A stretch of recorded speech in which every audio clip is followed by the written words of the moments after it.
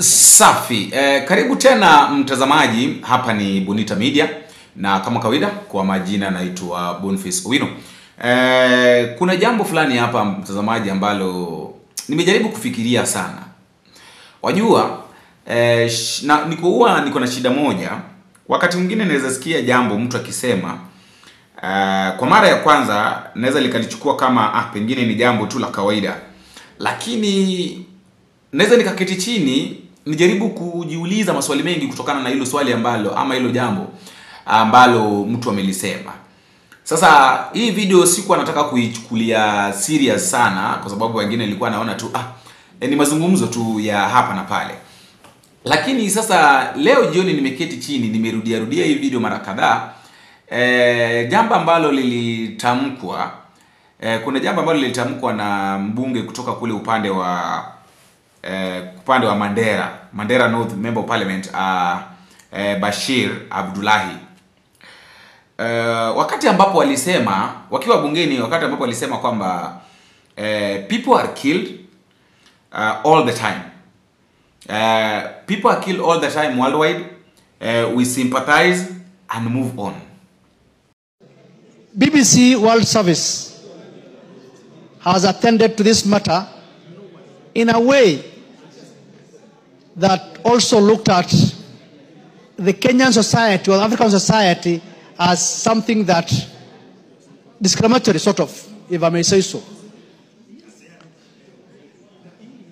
Honorable Speaker, it looked like our media stations also picked it up without questioning how BBC World Service aired the story. It happens world over. People are killed, our people are killed, we sympathize, we moved on. Even world over.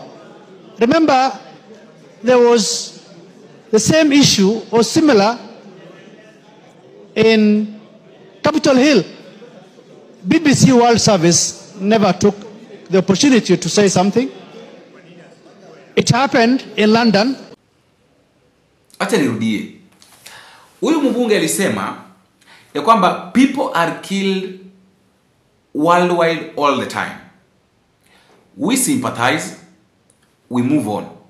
Na hata siku hata masaa 24 hata masaa 12 haikuisha, mmoja wao akauawa.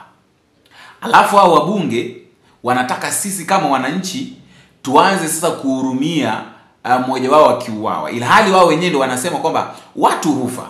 Okay, si basi jinsi ambavyo watu wao kina Rex waliuawa, vijana waliuawa wakati wa maandamano, jinsi ambavyo watu unaamka asubuhi unashukia kwamba mtu ameuawa, ametupwa barabarani. Si basi sisi pia tuchukulie kama hiyo kifo ya huyu jamaa pia ni jambo la kawaida tu. So mtazamaji, licha hayo, hilo silo jambo ambalo ningependa kulizungumzia, lakini kabla sijaingia kwenye mazungumzo yetu ya siku ya leo, ningependa kukumbusha tu ya kwamba iwapo tunakutana kwa mara ya kwanza, uchukue sekunde yako moja ama zako mbili, ubonyeze alama ya subscription ili wakati wote kuna ujumbe ambao nimeweka inakuwa virahisi kwako kupata. Vile vile ningependa kushukuru wale watu ambao wametazama tayari, washaungana na familia hii, watu kama kina JBs. Jambo ambalo mnalifanya ni la muhimu sana.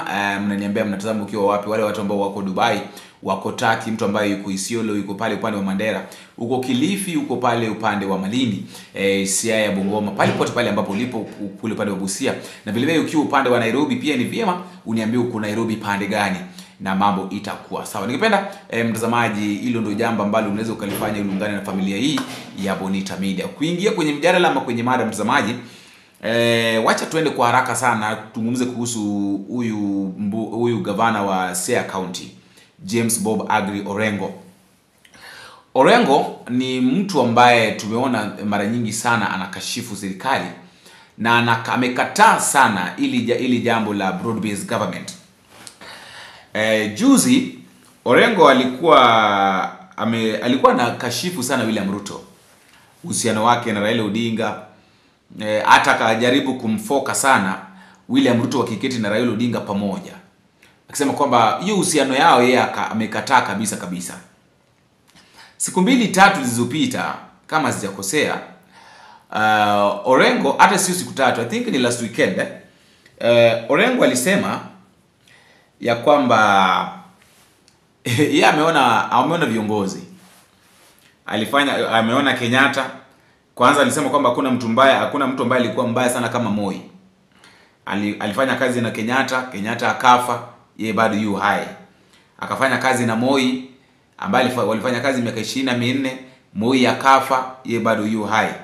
Kusema kwamba amefanya kazi na Uhuru Kenyatta amefanya kazi miaka 10 akatoka afisini, yeye bado yuko tu.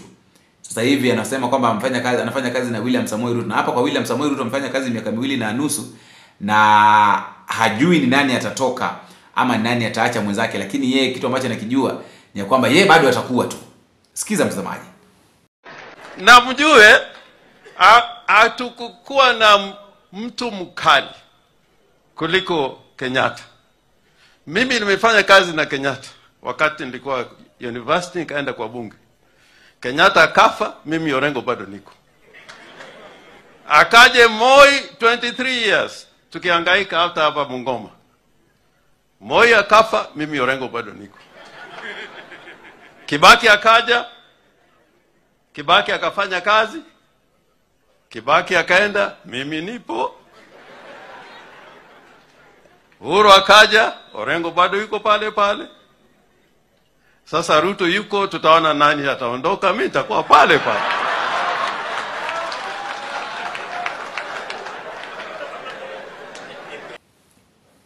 Sasa matamshi kama haya mtazamaji, kama wewe ni kiongozi ambaye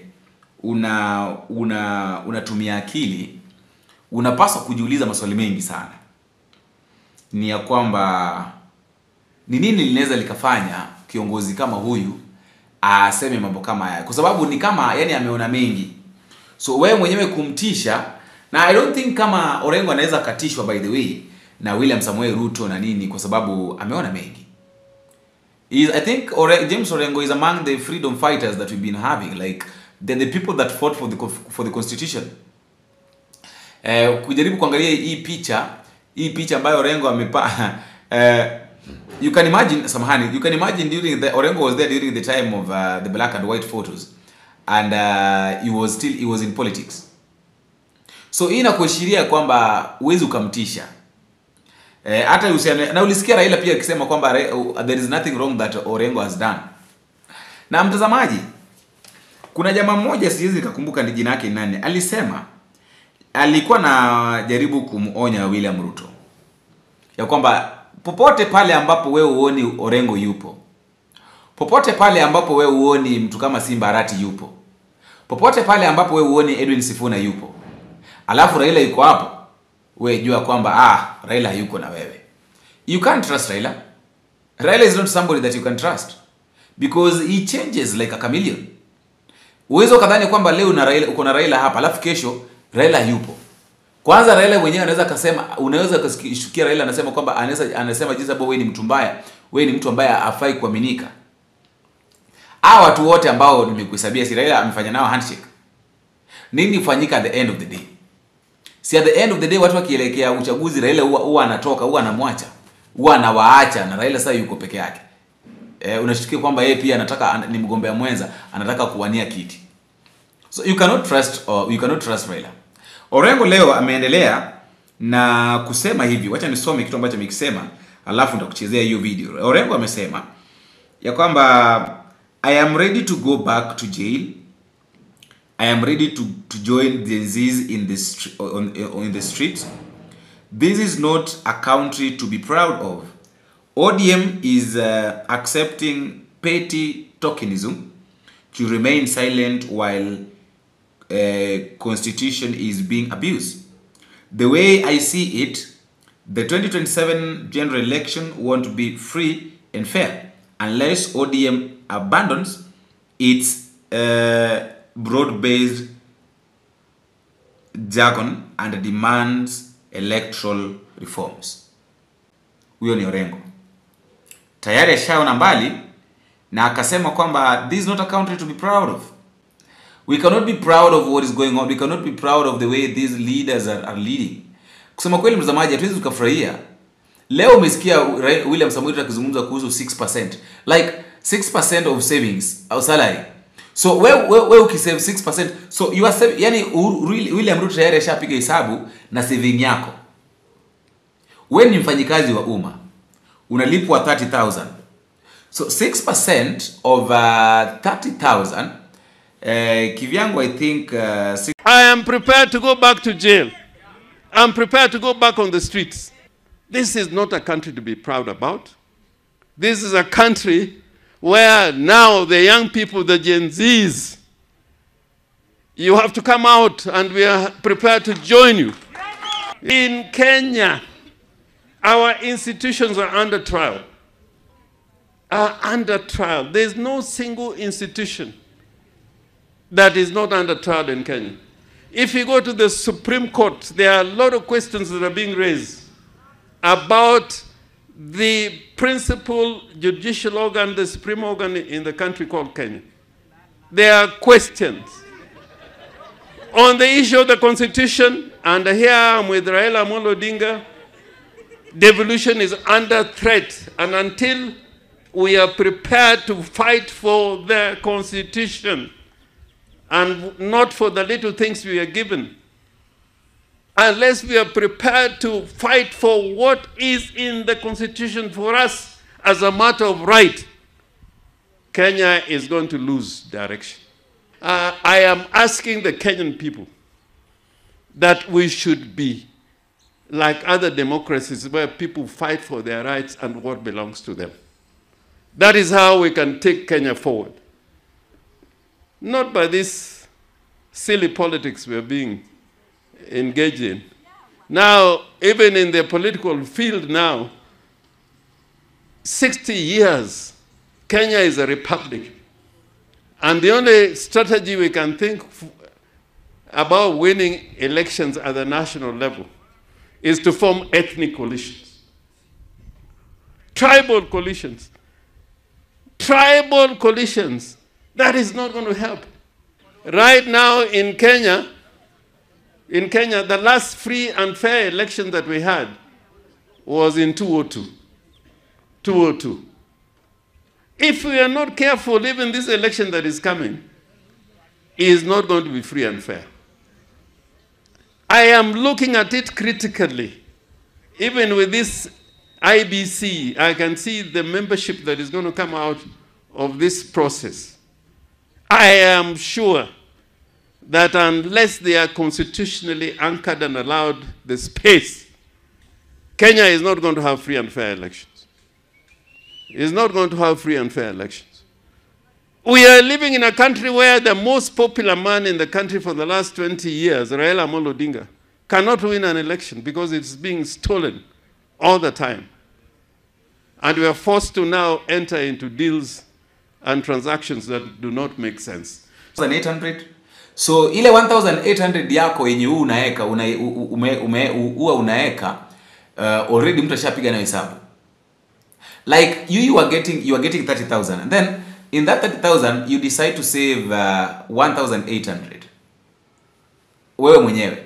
So this your 1,800, somebody has already calculated with it that is going to be of use in near future, in coming I don't know in which year. So mtazamaji, hayo ndo mambo ambayo wakati mwingine inabidi tuangalie ya kwamba hao viongozi jinsi ambavyo wanatuongoza na pale ambapo tunaelekea. I think